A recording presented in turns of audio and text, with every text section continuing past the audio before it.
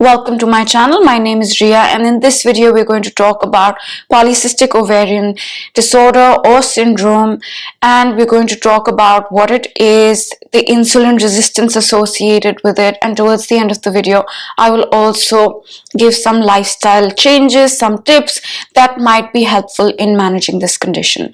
So let's get started. Now, polycystic ovarian disease or polycystic ovarian syndrome is a situation where the hormones are not functioning as they should. So it's a hormonal disorder, and this affects women of reproductive age. This condition can be associated with high insulin levels or insulin resistance, right? It can be.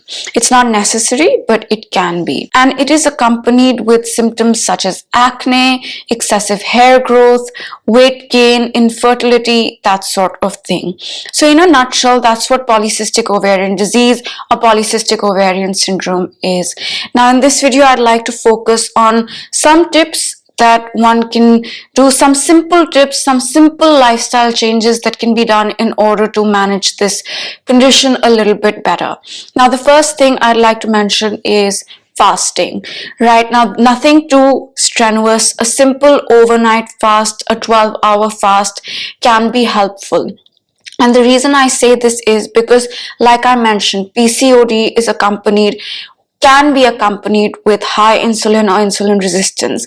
And what fasting does is it helps us lower our insulin levels, because insulin is a hormone that's released in response to food.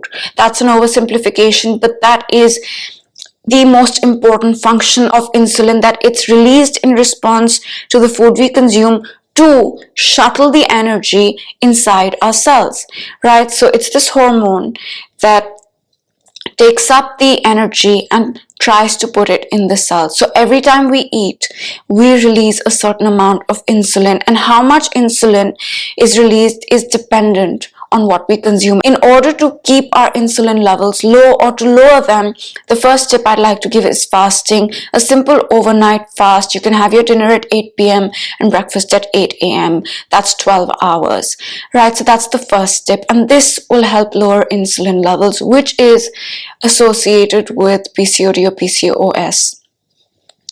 The second thing I'd like to mention is exercise, right? Movement, walking, little bit of body weight exercises, right? But basic thing is movement and exercise.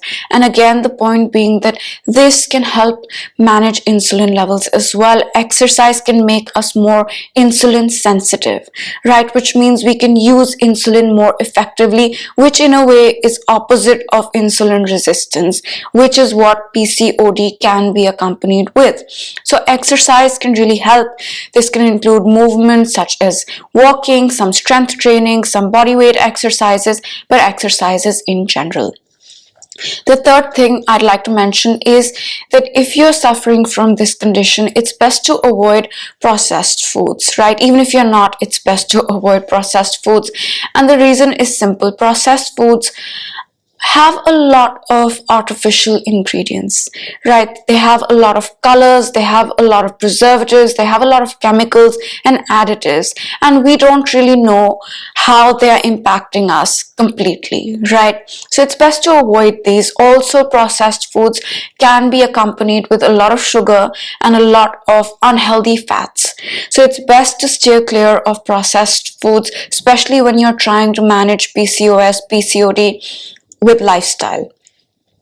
The fourth thing I'd like to say is that we must make sure that we are not deficient in anything, right? We often talk about what not to eat, what to avoid, but we often forget about all the things our body needs, right? Our body needs vitamins, it needs minerals, it needs proteins, it needs healthy fats. And if we are not giving it these things, right, this can lead to deficiencies, this can lead to imbalances. And if we are deficient in something, it may very well be that that affects us hormonally. So it's very important to consume adequate vitamins, adequate minerals, adequate protein, adequate healthy fats.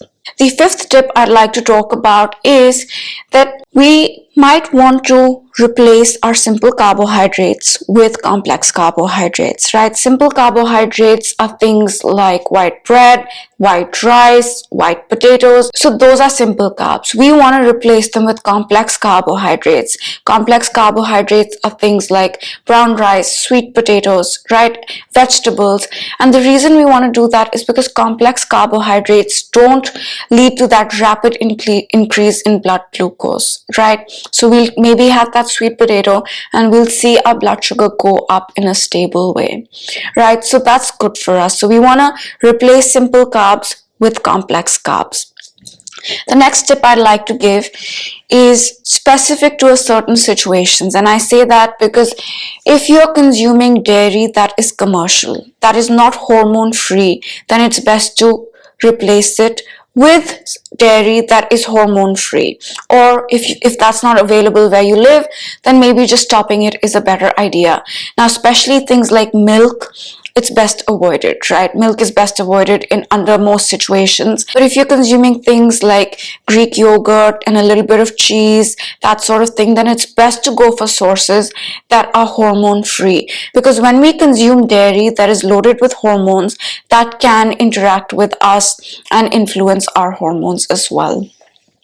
The last thing I would like to say is that we must make sure that we sleep and rest adequately, right? Lack of sleep or not sleeping at the same time or not having a sleep routine can impact our hormones, right? Lack of sleep can increase cortisol, which is the stress hormone. And if one of our hormones is getting impacted, others might be too, right? So sleep is essential, especially for us to relax, especially for us to not have that high cortisol, and just for general repair and regeneration. So the last tip I would like to say is that sleep adequately, sleep with a routine, sleep with a system, the same number of hours or approximately the same number of hours, 6 to 8 hours per night.